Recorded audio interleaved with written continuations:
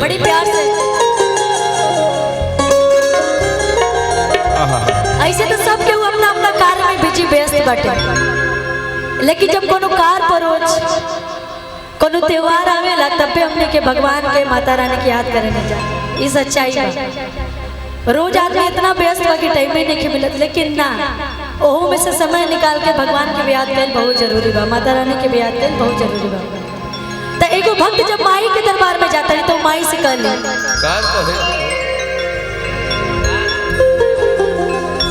कि घरे घरे जाएंगे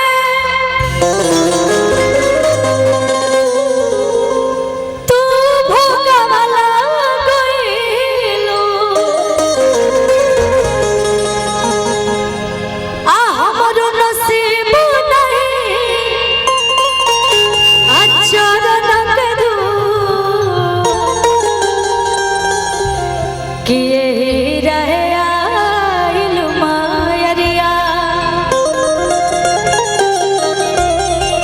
और देखिए भगवान खुश हो कि मौसम इतना अच्छा कर दिए हैं आज कि गर्मी भी नहीं लग रही है, लग रही है जैसे कि बहुत सुंदर हवा भी चल रहा है, इतना प्यारा मौसम है कि घरे घरे जाएंगे भोगवाला गइलो आ हमरो नसीब नहीं चरण के दू कि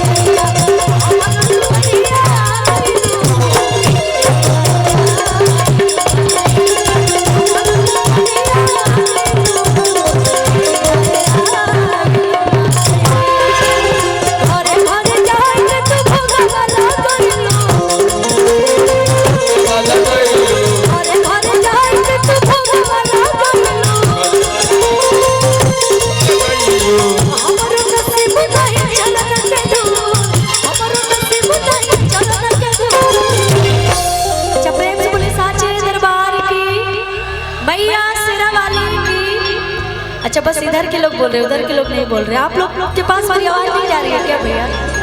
जा रही है ना? तो थोड़ा जोर से बोलिए, जयकारा ऐसे थोड़ी लगता है। एक बार सभी लोग मेरे साथ बोलेंगे, प्रेम से बोलिए साचे दरबार की। हाँ कि हमारो नसीब नहीं अचरन के दू और ताली बजा के गाएंगे कि यही रहे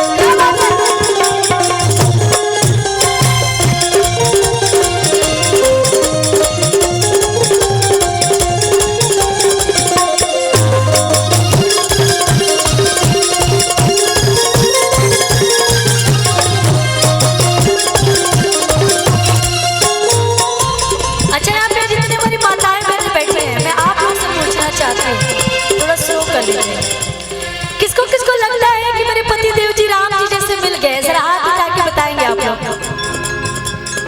किसको किसको लगता है कि शादी करके मेरा जीवन सफल हो गया? किसी को नहीं लगता? कोई शादी से खुश नहीं है अपने? एक सेकंड। अच्छा जकरा जकरा के रावण मिलल हो वो हाथ ना उठाइए, जगह जगह राम जी मिलल हो वो हाथ उठाइए। केकरा केकरा मिलल बड़े? बस 2-3 लोग मुझे दिख रहे हैं, इतने लोग में मतलब बाकी लोग मान ही लिए हैं कि रावण मिले हैं। अच्छा कोई बात नहीं, अब उन लोग को लगता है तो मैं तो ज्यादा उनके पति के बारे में मुझे कैसे पता होगा? उन लोग को शायद लग रहा होगा तो इसलिए हाथ नहीं उठा रहे हैं। लेकिन मेरी भी एक ख्वाहिश है, मैं अपनी ख्वाहिश बताती हूँ और सबकी एक ख्वाहिश होती है, जो भी हमारी बहन आई होगी ना उन लोग के दिल में ये होगा कि सासु चाहे माए जैसन आधे वाला छोट भाई जैसन, कि सासु चाहे माए जैसन आधे वाला छोट भाई जैसन, कि होके जब बियाह राम जी के जैसन चाहे, राम जी के जैसन चाहे हमरो दुल्हा, राम जी के जैसन चाहे हमरो दुल्हा,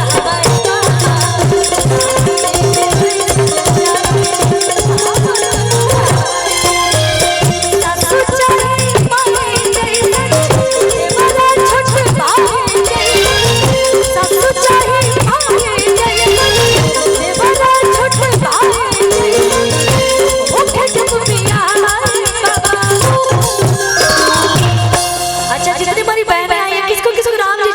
चाहिए, किसको किसको चाहिए? ए भाई तो नहीं सब लोग सुतन तलु का हो? इन लोग को पति के नाम पे पता है खुशी जी क्यों हाथ नहीं उठा रहे? क्योंकि जितने बैठे हैं सब शादीशुदा है। नहीं, कुछ लोग को मैं देख पा रही हूँ, और कुछ लोग इसलिए भी नहीं उठा रहे हैं कि कहीं हाथ उठाएंगे तो पीछे से माइक कहेगा कि चुप, अभी तो पढ़े लिखे की उम्र है।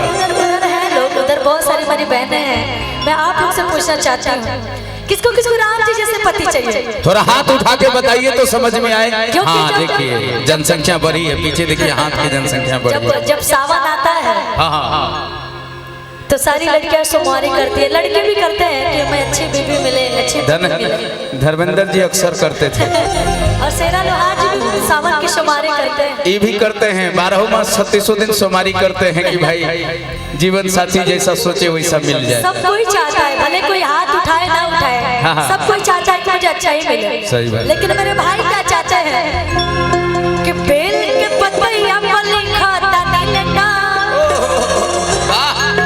भोले बाबा से कहता रे कि बेल के पतैया पर लिखा था नीलना, हमें हरा चाहिए बेटा पे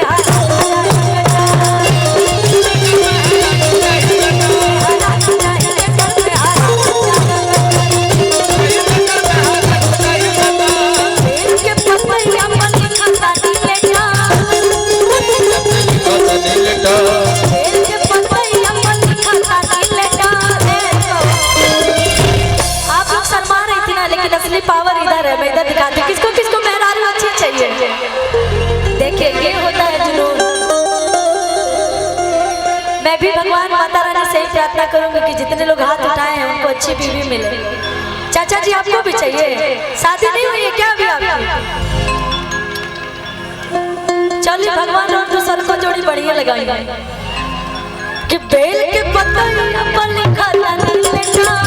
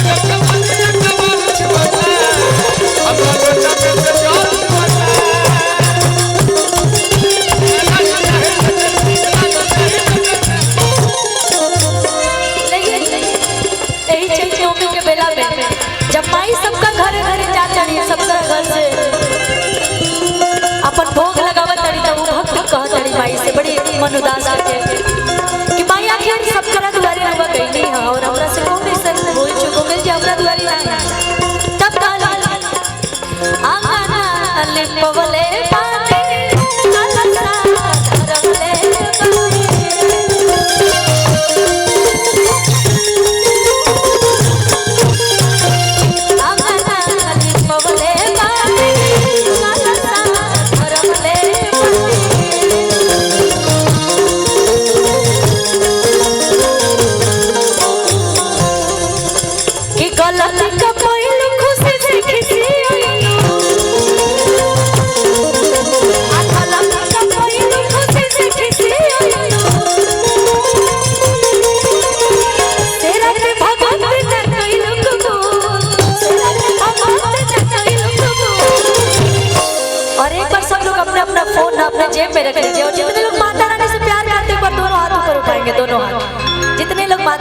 प्यार करते हैं, जितनी हमारी माताएं बहनें, मैं आप लोग को भी बोल रही हूँ, जितने लोग माता रानी से, मैया रानी से प्यार करते हैं, पर पूरे पूरे दोनों हाथ उठाएंगे। आगे वाले लोग, पीछे वाले लोग सुन रहे, लेकिन आगे वाले लोग को सुनाई नहीं दे रहे हैं। भक्ति में ही जबरदस्ती करनी पड़ती है, अक्सर ऐसा होता है। जबरदस्ती की बात कर रही है खुशी जी, एक ही बात मुझे लाइन याद आती है कि किसी की हस्ती जिंदा है तो किसी की मस्ती जिंदा है, किसी की हस्ती जिंदा है तो किसी की मस्ती जिंदा है। और ऐसे प्यारे से भजन में अगर जयकारा और ताली ना लगाए हैं, भक्त जन मां के दरबार में आए हैं, लेकिन मुझे लगता है कि लोग जबरदस्ती कम से कम भजन में हाथ उठा के जयकारा और ताली जरूर बजाएं, अच्छा लगेगा। कम से कम आज के लोग नकल भी तो कीजिए, अकल रहते नकल नहीं कर रहे हैं। देखिए इधर हमारे नौजवान भाई, सही बात, उन लोगों को कुछ कहना ही बेकार है। वो लोग क्या बोलूं मैं, वो लोग झांसी की रानी है, लेकिन नाम अपना हंसवा रही है। वाह क्या बात है, सही बात है। प्रेम से बोले साचे दरबार की, श्यामती रामचंद्र की, क्या बात है। और ताली बजा के